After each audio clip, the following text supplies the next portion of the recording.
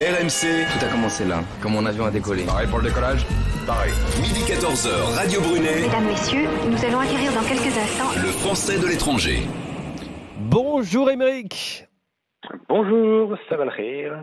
Ah, donc ça c'est de l'égyptien, enfin c'est de l'arabe, ça veut C'est de dire l'arabe, c'est de l'arabe. ça veut dire Bonjour. bonjour tout Bonjour. simplement. Où vis-tu exactement Émeric? Où je vis, donc je suis au Caire, en Égypte, et j'habite plus exactement à New Cairo, qui est un nouveau développement urbain un petit peu à l'ouest du Caire. Je suis jamais allé au Caire mais c'est déjà une ville immense. Très étendue, non? C'est gigantesque, c'est gigantesque. De chez moi à mon bureau, je mets 1 heure tous les jours pour m'y rendre.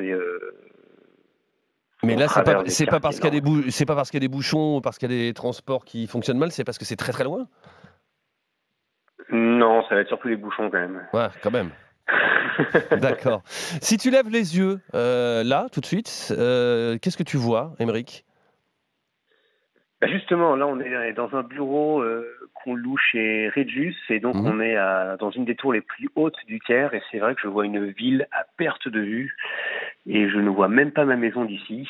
Par contre, il y a une vue sur le Nil, et je vois au loin le pont le plus large du monde, qui vient d'être inauguré, le Tayamis. C'est en plein développement là. C'est l'Égypte qui se développe comme ça ou c'est le Caire en particulier?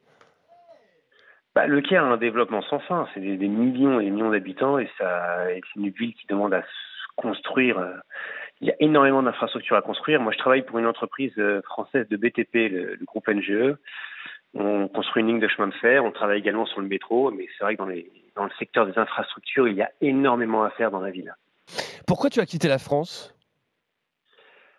Alors au début, j'ai quitté la France pour un VIE en Arabie Saoudite, pour l'entreprise d'infrastructure ferroviaire TSO. Un VIE?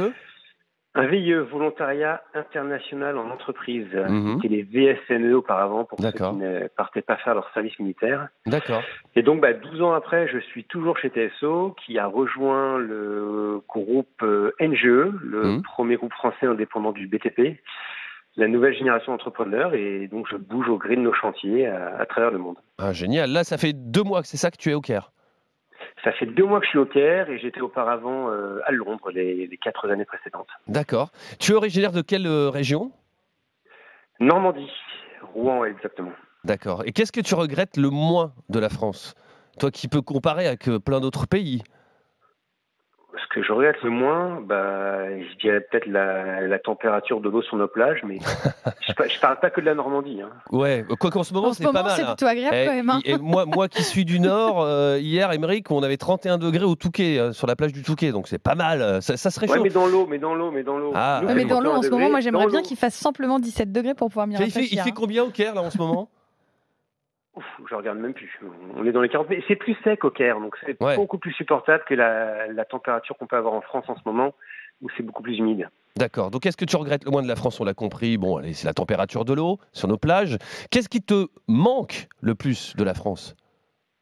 Là, clairement, c'est la bouffe. La cuisine française, toutes nos bonnes tables, le petit coup de pinard sur le fromage, la planche de charcuterie, et toutes ces bonnes choses-là. On mange pas bien en Égypte?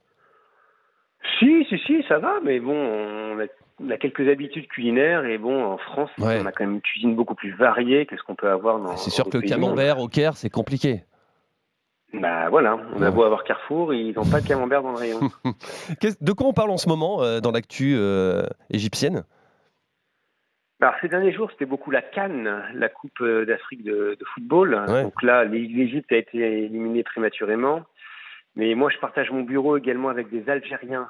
Donc là, on est encore en train de célébrer la victoire, et je pense qu'on en a encore pour quelques mois. Ça continue.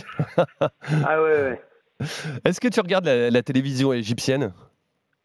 Non, pas trop. J'ai pas la télé chez moi. Je regarde de la VOD, de temps en temps France 24, BFM TV s'il y a des informations qui m'intéressent.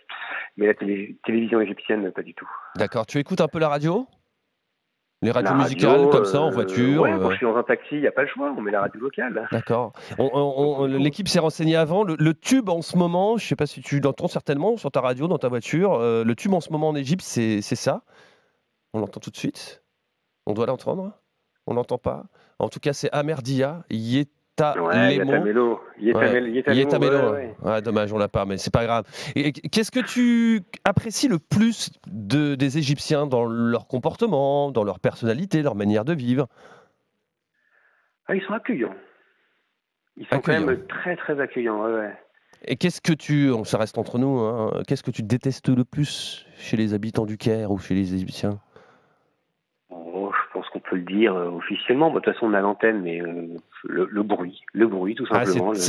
C'est propre au Caire, à la capitale où les Égyptiens sont bruyants en général. Ils aiment bien parler fort, klaxonner. Ils aiment bien parler fort, ça c'est vrai. Mais c'est surtout les bruits des klaxons, c'est la climatisation. Parce que vous êtes à l'extérieur, c'est le climatiseur qui ronronne. Vous êtes à l'intérieur, c'est pareil, c'est la soufflerie continue.